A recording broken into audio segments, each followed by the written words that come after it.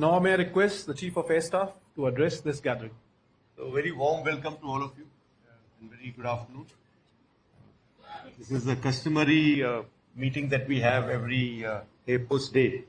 And first of all, I must place on record that I feel very privileged and honored to be here. I don't think, so like I said, it is anybody's dream to occupy this chair whenever a person joins, and I think I'm living a dream now. We know that this is the time. Air Force Day is when we reaffirm ourselves towards the commitment that we have made to the nation to protect our skies, and all people in blue are taking this oath once again on this day, on this 92nd anniversary of Indian Air Force. The global events that are taking place around us are telling us that nations are getting into conflicts, into contestations and competition more and more. And in all the contests that are going on, the wars that are going on, one in 3 years, one which is already a year old now, we see that importance of air power. I think there is some movement going on. Please avoid the movement that's getting cut. The importance of air power comes out very clear. We understand that and also understand where we need to be as an Indian Air Force, because a lot depends on us when it comes to protecting our interests with our adversaries.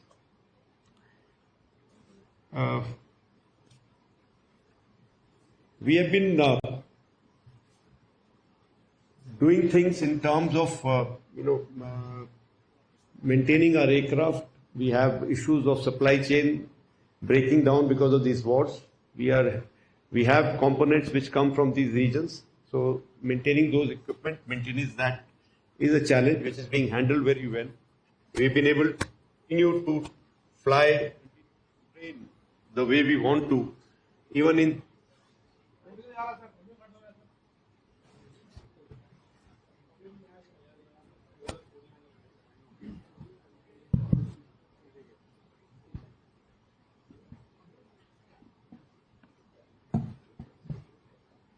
Can you hear me? No? Yeah, better. So we are trying to manage ourselves very well in terms of maintaining our aircraft and equipment and continuing to train. The man behind or the woman behind the machine is what matters, and our focus has been on training in near realistic environment. We have integrated training areas where we create warlike situations where all elements of the combat forces, all elements train together, and this has been going on for a few years. And that is what is giving us the confidence that, because it is said the way you train is the way you will fight. So since we are training in actual environment, it is giving us the confidence that should we be required to come to contest with somebody, we should be able to win the situation. Continuously, Indian Air Force is guarding the skies, that we are all aware. Our radars are churning 24/7. There are aircraft which are ready in operational configurations at operational readiness platforms, which are ready to take on any kind of intrusions or any situation that develops. And these are day-to-day affairs. Day and night, they are on that. Also, certain surface-to-air guided weapons are kept ready in certain areas where we need to guard our borders and skies. We also,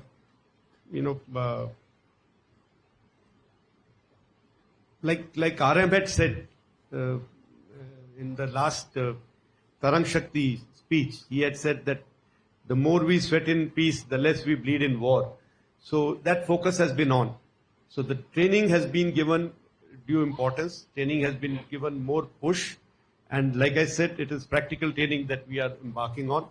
Also, as far as op exposure is concerned, a lot of number of exercises we have been conducting, taking part in foreign exercises also. You've seen certain names being flashed on the screen. At an average, we've been taking part in 4 to 6 foreign exercises where our forces go, take part and come back. There are a lot of exchange of ideas that take place. There are a lot of, you teach some things to them and you learn something from them. The 3 major exercises that we conducted this year have been first starting with Vayu Shakti, which happened in the month of February, where we did our weapon employment. We showed and reassured the nation of our capabilities in terms of destroying the targets using our assets. And that was followed by a Air Force level exercise, Gagan Shakti, which was where we exercised the entire Air Force. All elements of Air Force, all commands were exercised together, and that exercise required thorough planning. It required putting into motion our entire op infrastructure and also the augmentation of manpower. We did, of course, we did not stop training because we did not want to disrupt the training pattern. All non-combat units, the manpower was augmented to combat units, and that exercise was a huge success. In the we flew almost 7,000 sorties during the exercise, 6,700 or so sorties during those exercises, where during those 2 phases of the exercise, where we simulated Western Front as well as Northern Front.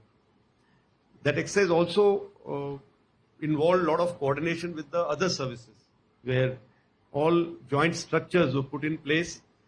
Joint planning was done with the Army and the Navy. Their assets also took part in this Gagan Shakti, and it was a resounding success. That was followed by Tarang Shakti, which is just concluded in September. So we had Tarang Shakti, the first multinational air exercise being conducted in India after a gap of 61 years. Last exercise was a very small level air defense exercise which was done in 60s. So this exercise was done in 2 phases. First phase was in Sulu, where we had 4 nations taking part, 4 friendly foreign countries. And then the second phase was in Jodhpur, where we had 8 countries with assets, and another 19 countries had sent their observers. So on the whole, 30 nations took part in this exercise, and this was, seeing that it was the very first that we were doing after such a break. It came a lot of praise that I heard from people who were, who inducted their forces, the way they were looked after, the way they were briefed, and the way the overall exercise was conducted. So my compliments to the entire team of people who took part in these exercises. And this gives us more confidence that even in international stage, we made a mark for ourselves. Now, apart from this, Indian Air Force takes part in, whenever we are required to give in terms of aid to the civil authorities, in terms of HADR or any other contingency. We have been taking part in India as well as abroad whenever situation arises. There have been cases of floods, there have been cases of firefighting. We have evacuated people in case of earthquake from Nepal, in case of that bus tragedy that we had. We have also transported the mortal remains of people who died in Kuwait in the fire. So we have been doing our bit in trying to help out the civil authorities, and this is one part where we have never been found wanting.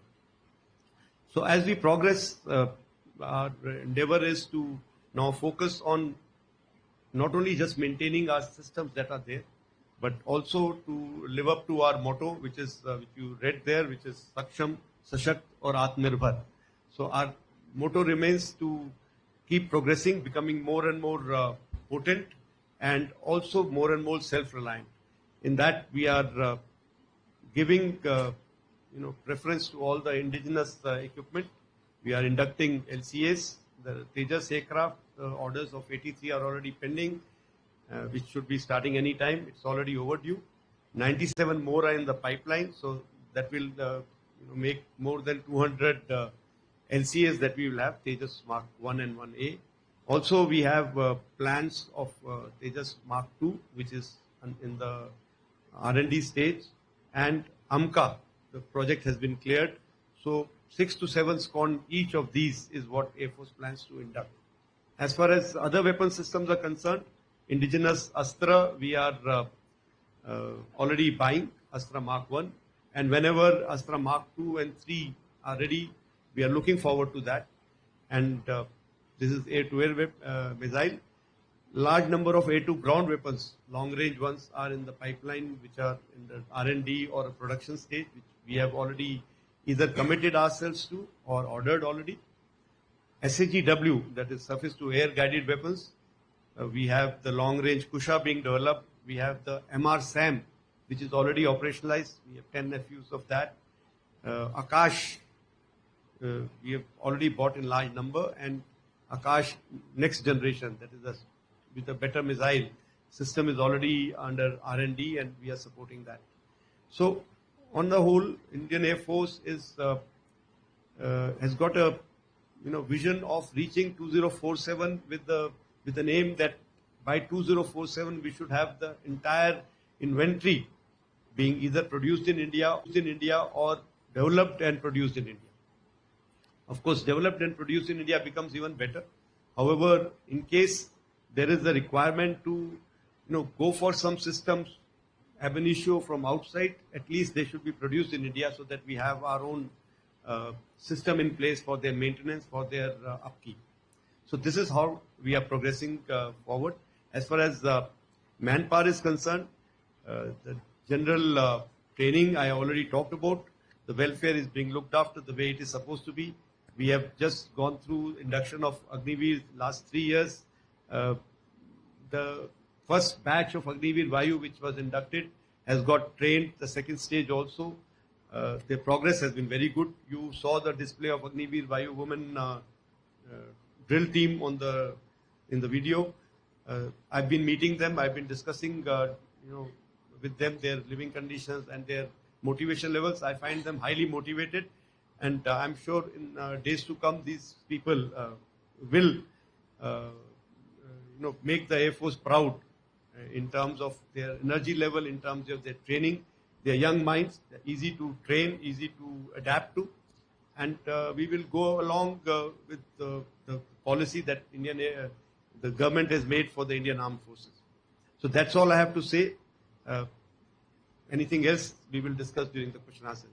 Jai Hind. Thank you, sir. With your permission, I'll start with the Q&A.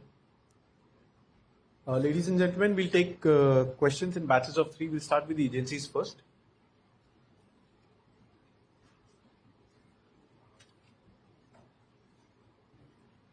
Mr. Akash Dongre, DD.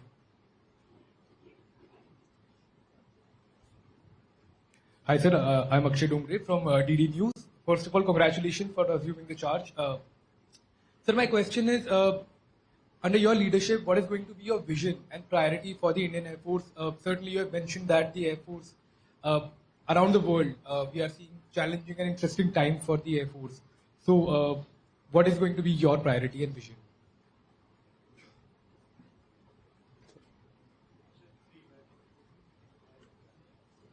I'll take on the one. Yeah, thank you. Thank you for your wishes first. So I think somebody had asked me this question a few days back also, and I had made it very clear that the organization is bigger than any appointment. So with just a change of chief, the priorities don't change. The priorities will still remain the same. We need to, like I said, we need to continue moving forward in terms of handling the current situation, finding some short-term solutions to the problems that we are facing in terms of our maintenance and upkeep of our equipment. At the same time, progressing towards having equipment that can make us more self-reliant and Atmanirbhar.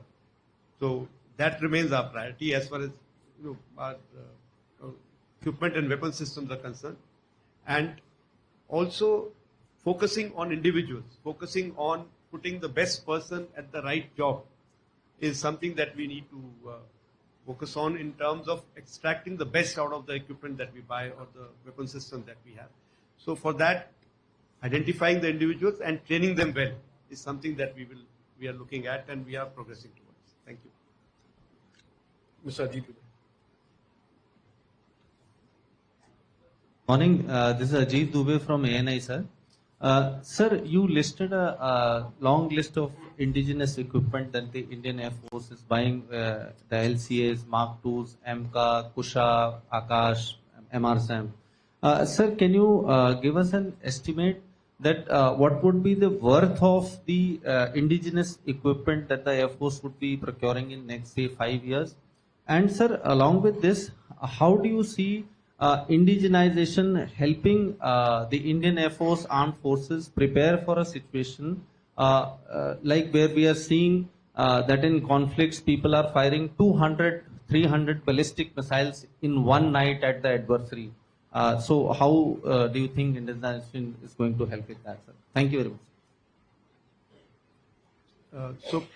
When it comes to building the capacity, one is capability, other one is capacity. So building the capacity, it becomes important for our manufacturing agencies to come forward and increase their production rate. And when it comes to conflict situations, if you're relying on getting your weapons from outside, there will always be different interests and changing interests, which can create a choke point for you. So if you need to actually fight the war the way you said, 200 to 300 missiles being fired in one day, you have to have them being manufactured in India. You cannot afford to have them being bought and rely on that supply chain.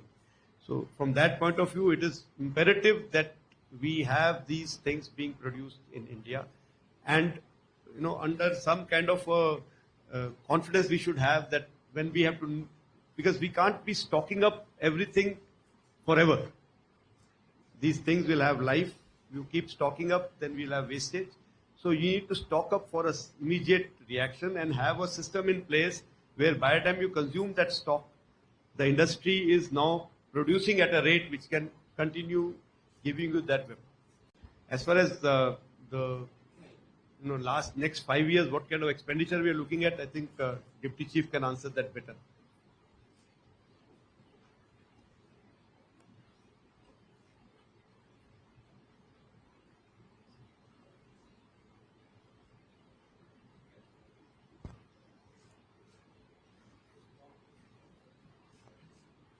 For this year, we expect around, say, 56,000 crores towards capital.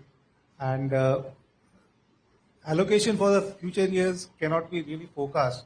But like the CS brought out, a lot of big ticket procurements, for example, the LCA Mark 1 Alpha, the second tranche, and maybe in future LCA Mark 2, and the other procurements of missiles and radar systems. These are the big ticket procurements. So we are expecting that we would be able to continue to grow our expenditure at a ballpark, maybe say 10% per year in future. But it is difficult to forecast. It's just a very, very approximate kind of an assessment. And you'll all know that the money doesn't go in one go. It is dispersed sequentially as the production takes place. I saw Mr. Ganesh Bhatt was there. From the agencies first. So no more from agencies. I'll take on the next question. Hello, sir. I'm Ganesh Bhatt from INS. This side, sir. Okay. There Sir. is. Sir, indigenous jet technology will bring what change in the readiness of Indian Air Force? Indigenous jet technology, sir, jet engine technology will bring what change in Indian Air Force? You're talking about jet engine. Yeah, so I think we all understand an aircraft has, one of the major component of any aircraft is the engine. And that is something which can really affect your serviceability, availability during war. So engine is being produced by very few countries in the world. Very few design houses or production houses for engine. Of course, production houses are more. Design houses are very limited as far as engine technology is concerned. And even those design houses don't give away the core competence or the key design features or key design elements of that engine to the production agency. So this is something which really can choke anybody's availability of weapon system or aircraft systems. So once we have engines being produced or engine being designed and produced in India, it will really change the way we look at things. Today for everything we have to look outside. Even if I have to get engines produced by HAL, HAL has to look outside for certain components, and that is something which can really, hurt you at the time when you need the engines. So this is imperative that we develop this at a fast pace, come to a confidence that okay, we have made one engine, designed and developed and made one engine, and now we can do more and more as per our requirement. So last from PTI, Mr. Manas Bhuiya. After the agencies, we'll take. Good afternoon, sir. This is Manas Pratim Bhuiyan from PTI, President of India. So, what is your assessment about the overall situation in Eastern Ladakh, particularly China's aggressive infrastructure development that has been taking place for last 4 years? So, how do you see the overall scenario vis-a-vis our preparation? And my second quick question is about, there have been concerns about depleting fleet of the fighter squadrons. So what is the status of the MRFA project? So it seems it starts, so would like to have your response on that. So as far as Eastern Ladakh is concerned, the situation remains practically same as it has been for last 1 year plus, except that we see the development of infrastructure on the other side has been fairly rapid. We are trying to match up with that. We are also upgrading our airfields. There are new airfields which are coming up in area like Neoma and all that. So that is being progressed and at a fast pace. We are also beefing up the capacities of the airfields which are already existing. Also, there are plans to utilize the civil infrastructure. There are these ALGs which are available in the central sector, which are being, we are in touch with the state governments to either take over those or at least having assurance that they will be available for our operations. So this is how we are handling the situation as far as infrastructure is concerned. And the second question was about depleting fighter strength, you said. MRFA, okay. So MRFA, the RFI was issued. We have got the response from everybody. We have made the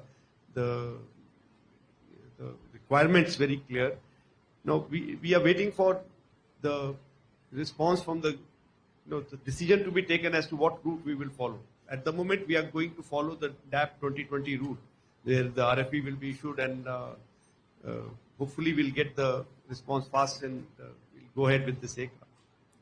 So there is a requirement to have it make in India. That is something which we have very clearly stated in that the aircraft has to be made in India. And because of that, the people who have to respond have to find an Indian partner and make it happen that way.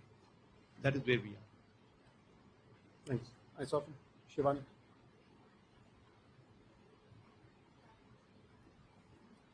Hello. Good afternoon, sir. I'm Shivani Sharma from India Today. First of all, congratulations as you get to live your dream, as you said. Thank you. Sir, we are meeting at a time when the world is on the verge of another war, and the recent conflicts have seen the usage of non-conventional weapons, a lot of use of technology. So how do we learn and incorporate all this for the future wars that India might have to face, along with dealing with the challenges of the depleting fighter strength and the delays which you already mentioned? So, the only way you can handle challenges of future is that you move forward. Like if non-conventional weapons are being used more and more, you need to find them available in your inventory, at the same time find counter to them. So non-kinetic means as well as non-conventional means have become an order of the day.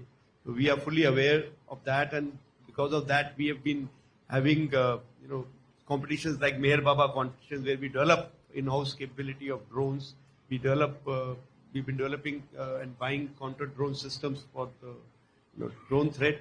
As far as cyber security and information warfare is concerned, the efforts are on towards that. And challenges of depleting fighters streams. There is no way we can do anything. It is not a short term that overnight we can buy stuff. It takes time. Not only just selection, but induction also takes time. And along with that, even if I induct, let's say, 2 squadrons or 3 squadrons suddenly, training takes time to be able to utilize them. So what we are focusing on at the moment is that to be able to fight with whatever we have immediately. And for that, the training becomes very important. So, and also preserving the assets that we have, how to use them in the correct manner. So that is something that is being, inculcated into people right down to the last man, that this is how we must do things. We'll go to the rear. Mr. Ajay Banerjee raised the hand earlier.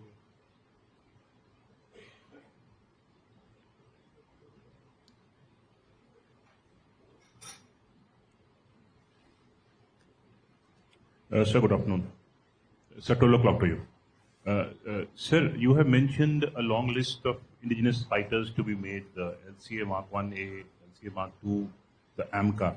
A rough calculation says there would be around 400 fighters or 400 plus. The timelines of the Tejas Mark 1A we all know are delayed. Sir, what would be your plan B in case of a delay? And could you secondly give a timeline to the RFP of the MRFA which you just mentioned to Manas? See, it is a known fact that Tejas has got delayed. There is no doubt in it. We all know it. And there is also promise that the production rate will be increased to 24 aircraft per year. If that promise is kept, I think the delays can be caught up with. Yes, the first aim is not to let our aircraft strength go down. That means as we are reaching obsolescence of certain aircraft, the aircraft should be inducted parallelly. So the number of squadrons remain at least not below 30. So HAL has to keep the promise which they have made that we will be building it up to 24 aircraft per year. They've already got a third production line in place in Nasik, which is yet to churn out an aircraft. As far as Tejas Mark II and AMCA is concerned, they need to, we all need to learn our lessons, what happened in Mark I, what all has caused the delays, and make sure that those things are ironed out right in the beginning. Transfer of technology from a design house to a production house. Even if it is within India, because I was in that program, I know when Tejas was being produced by the overall division, or not overall division, the R&D division. And from there it went to production. There were hitches. There were the absorption took time. The absorption of technology took time. So that has to be parallelly achieved. Also, we need to look at even private players have to come in, because unless you have private industry coming in and chipping in, I don't think we can continue relying on only one agency, because HAL will also have its own limitation in terms of what it can do in a time frame. So with looking at the numbers that are involved, Mark 1As and expected Mark 2s and AMCA, we need to have private industry chipping in and coming in a big way to help out production challenges. So I cannot really lay down any timeline. MRFA is needed as of yesterday. So very difficult for me to say some timeline. But yes, like Mark II is supposed to do its first flight next year, October. It is supposed to be inducted by 28 as per the timelines as of today. 27 December is supposed to be the end of R&D phase for Mark II, LCA Mark II. So we need to look at that these timelines are met. And if these timelines are met and MRFA is signed parallelly, I think we are okay. We are not too badly off. But if these timelines are getting pushed, then we need to look at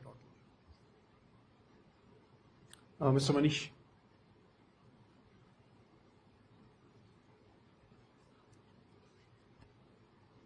hi sir, मैं मनीष हूँ India TV से. Sir Russia Ukraine का war हुआ तो आत्मनिर्भरता की तरफ हम लोग काफ़ी आगे बढ़े और लगातार काम कर रहे हैं। इस समय के सिनेरियो में इसराइल, उसके बाद ईरान, 200 मिसाइल्स के लगभग इसराइल पे आ रही है, लेबनान, ये पूरी कंडीशन जो है उसमें आयरन डोम का बहुत इंपॉर्टेंस देखने को मिला। हमारी क्या तैयारी है अगर LRSAM, MRSAM और SRSAM को हटा के, क्योंकि इसराइल से बहुत बड़ा देश है हमारा, वाइटल इंस्टॉलेशंस बहुत हैं, थ्रेट असेसमेंट बहुत है, तो ऐसे में क्या आयरन डोम की हमें आवश्यकता है और अगर है तो इसकी हमारी तैयारी क्या है? So the systems that हमारे पास जो है अभी, जो आप बता रहे हैं LRSAM, इसके अलावा सिस्टम हम जो खरीद रहे हैं उसमें काफ़ी सारे ऐसे सिस्टम हैं जो यही काम कर सकते हैं जो आयरन डोम कर रहा है। सो एक कॉम्बिनेशन जो है इसका मिला के हमारे पास जो एयर डिफेंस वेपन सिस्टम होंगे वो फेयरली कॉम्पिटेंट होंगे। लेकिन हाँ, ये बात सही है कि नंबर्स हमको बहुत ज़्यादा चाहिए होंगे इन टर्म्स, अगर हमें सब कुछ प्रोटेक्ट करना है। सो अभी एट द मोमेंट हमारे पास जो नंबर्स हैं उससे पूरा देश जैसे कहीं कि कहीं पे कोई भी मिसाइल नहीं गिर पाएगी, ऐसा नहीं हो पाएगा। हमको अपने प्रायोरिटीज देखनी पड़ेंगी कि कहाँ पे हमारे वाइटल एरियाज हैं, वाइटल पॉइंट्स हैं जिसको हमने पहले प्रोटेक्ट करना है, उन पे वो लोग हमें ज़्यादा कॉन्सेंट्रेट करना पड़ेगा। और as far as technology is concern, ये जो हमारे पास सिस्टम आ चुके हैं और जो अभी पाइपलाइन में हैं, जिनके कॉन्ट्रैक्ट साइन हो रखे हैं, उनसे हमारे पास टेक्नोलॉजी वाइज वो टेक्नोलॉजी है कि हम इन चीज़ों को इंटरसेप्ट कर सकते हैं।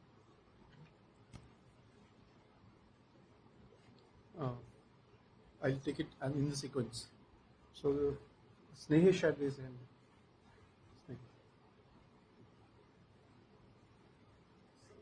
Snehesh Philip here from the print.